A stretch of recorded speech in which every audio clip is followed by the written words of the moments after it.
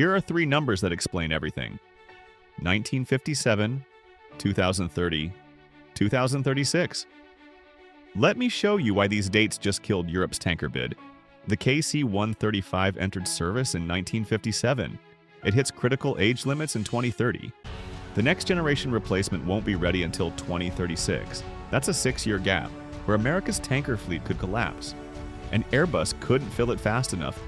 I've got the timeline breakdown, the requirements Airbus couldn't meet, and the supply chain problems both companies are dealing with, including parts shortages Boeing is still trying to fix. Those three dates, 1957, 2030, and 2036, aren't random. They're the key to this entire mystery. But before we get there, you need to understand what's actually at stake. Most people think this tanker decision was about politics, Boeing lobbying, Buy American arguments, and sure, that played a part. But the real story is much bigger. This is about a ticking clock the Pentagon is terrified of. Here's why. The KC-135 has been refueling U.S. fighters since 1957. Nearly 70 years. These jets are literally older than their pilots' grandparents. France retired their last 135s this year because they simply couldn't keep them in the air anymore. Meanwhile, the U.S. just ordered 75 more KC-46s in 2025. Not the European tanker, the American one. Problems and all. It's like watching someone buy a car they know has issues instead of the newer, better model sitting on the lot. Why would anyone do that? Because starting in 2030, those 68-year-old 135s hit a hard limit. Structural fatigue, aging parts, components no one makes anymore. They begin failing in ways you cannot fix. The Air Force needs replacement tankers now, not 5 years from now. And this is where things get complicated. Everyone assumes the A330 MRTT lost because it was foreign. Not true. The real reason is a mix of timelines, technical requirements, and a 6-year capability gap that threatens American air power. So here's what we're going to do. First, I'll show you why the European tanker looked perfect on paper. Then what actually happened when the Air Force ran the numbers. And finally, why they picked a troubled plane over a proven one. Because the answer isn't what you think. Let's start with the plane that should have won. Alright, let's talk about Europe's tanker, the Airbus A330 MRTT. And I'll be honest, on paper, this thing looks perfect. Why does that matter? Because if the Air Force got this call wrong, we're stuck with an inferior tanker for decades. Billions of dollars, thousands of missions. So the big question is, did they screw up? Here's what Airbus brought to the table. The A330 MRTT is not a prototype. It's already flying, right now, with France, the UK, Italy, Spain, Australia, Singapore. And not just it flies, I mean combat-proven, NATO-integrated, fully operational. French MRTTs refuel American F-35s in the Middle East. British MRTTs helped evacuate people during the Afghanistan withdrawal. This plane has been doing the job since 2011. And it's not just a tanker, it's multi-role. Cargo, medevac, troop transport, fighter refueling. It's basically the Swiss Army knife of military aviation. While the KC-46 is mostly a gas station with wings, the MRTT is a flying logistics hub. Airbus pitched it perfectly. You want NATO interoperability? Half of NATO already flies this. Your planes are already being refueled by it. Buy the MRTT and the whole alliance operates on the same playbook. By 2025, more than a dozen countries are using it. Shared parts, shared training, shared maintenance. On paper, the economics make total sense. So let's recap. Operational, combat-proven, multi-role, NATO integrate, cost-efficient, more capable than the KC-46 in nearly every category. Sounds like a slam dunk, right? Here's what nobody tells you. Already works and meets U.S. Air Force requirements are two completely different things. The U.S. didn't reject a finished plane. They rejected a plane that would need, quote, significant development to meet mandatory Air Force specifications. The MRTT works great for Europe. But the US has different systems, different standards, and different mission demands. And before you say gas is gas, just plug it in. Yeah, no, not even close. So what exactly were those requirements Airbus couldn't meet? This is where the story goes from interesting to holy crap. Because beyond the technical issues, boom pressure, comm security, defensive systems, software integration, there's a timeline problem that makes everything worse. And that timeline is the 6-year gap nobody wants to talk about. Okay, so the A330 MRTT is a great plane that just doesn't meet US requirements. Fine, but here's the real question. Why couldn't the Air Force just wait and let Airbus make the upgrades? The answer is hiding in plain sight, and it's honestly terrifying. Let's look at the timeline again. 1957, KC-135 enters service. 2030, KC-135 hits critical age limits. 2036, next generation NGAS tanker arrives. Do the math. 2036 minus 2030 equals 6 years. 6 years where the US could be flying a crippled tanker fleet. 6 years where fighters might not reach their targets. 6 years where adversaries could take advantage of a gap we cannot afford. And this gap exists because the 135 is 68 years old. After 2030, it hits a physical wall. Structural fatigue, metal fractures, obsolete parts from companies that don't even exist anymore. It's like trying to drive a 1957 car every day in combat conditions and being told, just keep it running until 2036. The planned replacement, the NGAS tanker, won't be ready until 2036 at best. And if you believe a massive defense program will arrive on time with no delays, well, good luck with that. So the Air Force is staring at a 6-year window where they may have tankers held together by hope and spare parts. Without tankers, your advanced stealth jet is just a very expensive lawn ornament, 500 miles from the fight. That's why the Air Force couldn't gamble on development time. So how does the 46 solve this? Simple. It already exists. It's flying, it's certified, it's refueling. Not perfectly. Far from it. But it's available now. The Air Force had 2 choices. Option A, wait for Airbus to develop the required modifications and pray the 135 fleet holds together. Option B, order more 46s immediately and accept the problems because at least you have operational tankers. They chose B. Even though they know the 46 is flawed, that decision alone shows how desperate the timeline really is.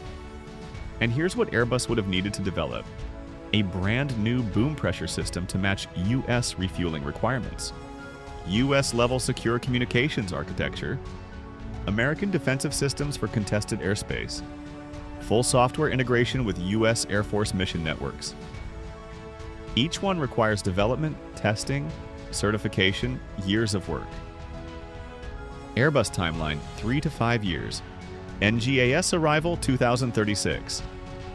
If Airbus started in 2025 and finished in 4 years, that's 2029, cutting it razor thin. Add one delay and now it's 2031 or 2032, with the 135s failing in 2030. That's a gamble the Air Force simply could not take.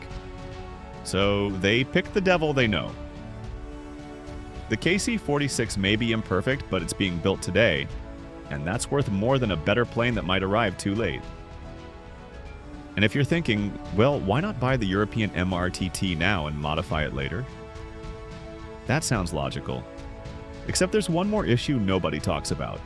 A problem that has nothing to do with engineering and everything to do with wartime survival. The overseas factory and the supply chain. Because when a critical part for your tanker is manufactured in another country during a global crisis or a shooting war, that changes everything. Let's talk about the parts problem that keeps generals up at night. We've talked timeline, we've talked requirements. But here's the other factor nobody wants to say out loud: supply chains. Because in wartime, supply chains decide who wins. Here's why this matters. Your billion-dollar tanker is only as useful as the parts you can get to keep it flying. And right now, in peacetime, the KC-46 program is already fighting parts shortages. And that's with domestic factories and domestic shipping.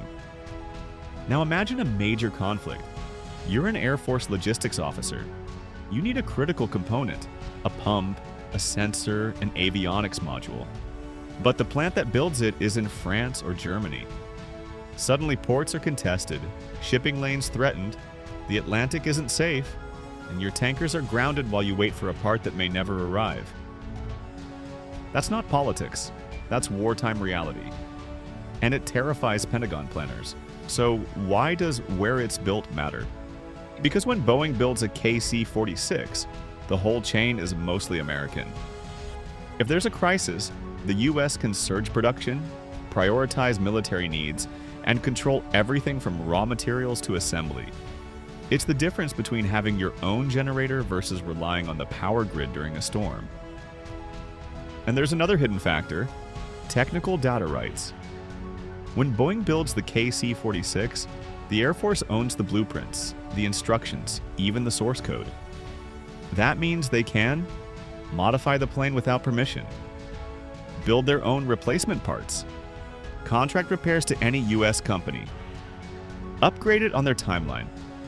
With a foreign platform, you don't own the data. You license it, you wait for approvals, you wait for patches. Now layer on cost. A tanker isn't a one-time purchase. It's 40 years of parts, upgrades, maintenance, and software. Every one of those becomes slower, harder, and more expensive when the system is foreign-made. But here's the belief-breaking truth. A perfect plane you can't repair in wartime is worthless. France and the UK can fly the MRTT because their conflicts are regional. Their supply chains are short. Their allies are close. But the United States fights globally, across the Pacific, the Middle East, Europe, and the Arctic. And in a world where shipping lanes can be contested and allies have their own priorities, relying on foreign factories is a strategic risk the Pentagon won't take. So the Air Force made its choice. Domestic control over foreign dependence. Supply chain certainty over capabilities on paper. The ability to fix its own planes over hoping someone else can. But does that mean the KC-46 is perfect? Does it mean this decision won't backfire? Not even close. Because the KC-46 has been a troubled aircraft from day one. And the real question is whether this good enough gamble is about to blow up in the Air Force's face. So we've covered why Airbus couldn't win the contract, but that doesn't automatically make the KC-46 the right answer. So let's ask the real question. Is the KC-46 actually any good? Brutally honest, it's been a mess. And that matters because the Air Force just tied its future to this plane for decades. Billions of dollars, the entire tanker mission for a generation. If they picked wrong, American air power pays the price. So what's the KC-46's track record? It was supposed to be ready in 2017. By 2025, Boeing is still fixing issues. The remote vision system didn't work right and made refueling dangerous. Parts failed certification, systems failed testing. Fixes created new problems. Critics look at this and say, this disaster is what we chose over a proven European tanker? Fair question. But here's the part most people miss. The KC-46's problems are known problems. Documented, understood. Being fixed right now. The Air Force knows exactly what's broken and exactly how to work around it. Think of it like this. You have to drive cross-country tomorrow. Car A is newer and better, but you've never driven it and don't know its quirks. Car B is older and finicky, but you know every workaround and every sound. Which one do you take tomorrow? The Air Force took Car B, not because it's better, but because there's no time for a learning curve. And that's the point. Every aircraft has problems. The real question is whether you already know what they are. Ordering 75 more KC-46s also stabilizes the production line. When a factory has guaranteed years of orders, companies can actually invest in improvements, long-term fixes, and better manufacturing. If the line were shutting down, everyone would just be rushing to finish the last jets. So the Air Force made a strategic bet. Give Boeing stability now so the fixes actually get finished. Uncomfortable truth? They didn't choose the KC-46 because it's great. They chose it because perfection takes time they don't have. Good enough now beats excellent, but too late. Problems we know beat problems we haven't discovered yet. Does the KC-46 still struggle with parts shortages, outdated subsystems, and unresolved data rights issues? Absolutely. But all of those have solutions already in motion. The infrastructure exists. The learning curve is behind them. Adapting the MRTT, on the other hand, meant starting a brand new development program, new suppliers, new systems, new delays, on a timeline with zero margin for error. Someone once called the KC-46 a troubled adolescent. True, but it's their troubled adolescent, and they know how to manage it. So the Air Force made a gamble. Fix known problems faster than discovering unknown ones. Use production stability to drive improvements. Choose the devil they know. Is it the right gamble? Ask me in 2030. Because there was never a perfect choice, the MRTT missed the timeline. The KC-46 has issues, and the KC-135 is running out of time. The Air Force didn't pick the best plane. They picked the least bad option in an impossible situation. So here's the real lesson of this entire tanker saga. The Air Force didn't choose Boeing over Airbus. They didn't choose America over Europe. They chose control over capability and a timeline they could actually meet over the plane they may have preferred.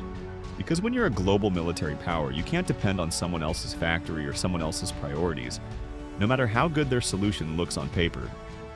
The A330 MRTT is exceptional. But exceptional doesn't matter if it arrives too late, can't be fixed locally, or relies on a supply chain that crosses an ocean in wartime. The KC-46 represents a core American trade-off. Good enough on our terms beats excellent on someone else's terms. Whether that's the right call, we'll know around 2030, when KC-135 start aging out, when KC-46 fixes either hold or fall apart, and when the NGAS tanker either arrives on time or doesn't. And remember, our closest allies chose the MRTT. Does that hurt interoperability or give NATO resilience with a mixed fleet? We won't know for years, so I'll ask you, did the Air Force make the right gamble? Would you have taken the superior plane and risked the timeline?